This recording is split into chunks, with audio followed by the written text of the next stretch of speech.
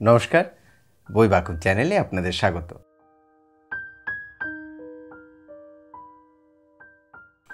আজকের বইটি দি cafe table থেকে প্রকাশিত দেবাঞ্জন মুখোপাধ্যায়ের লেখা রোবেনচে।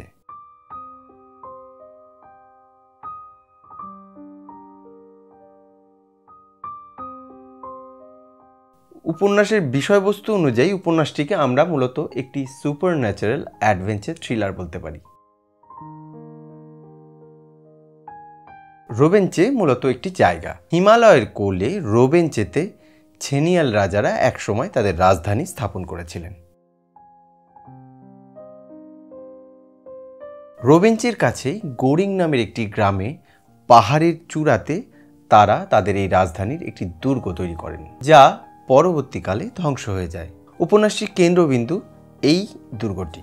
এই উপন্যাসটিতে মূলত অনেকগুলি চরিত্র আছে, তবে প্রধান চরিত্রে উজ্জীবিতা সেনগুপ্তা নামের একটি অল্প বয়সী মেয়ে।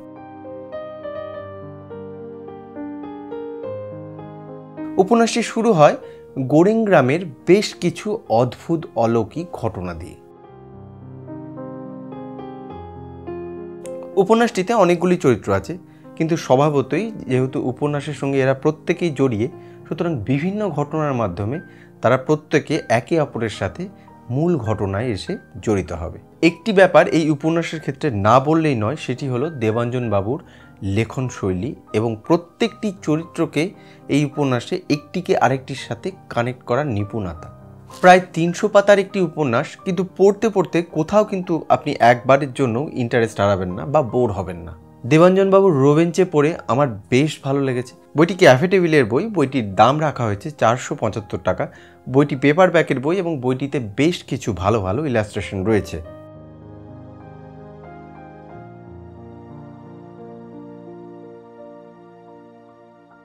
আপনারা যারা এখনও অবধি রোবেনচে পড়েননি, আমি অনুরোধ করব পারলে বইটি সংগ্রহ করুন এবং পড়ে দেখতে পারেন।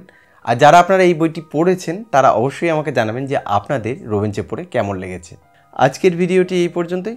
আবার আপনাদের সাথে দেখা হবে অন্য কোনো একদিন, অন্য কোনো একটি বই নিয়ে, অন্য কোনো একটি ভিডিও নিয়ে আমাদের এই চ্যানেলে। ভালো থাকবেন।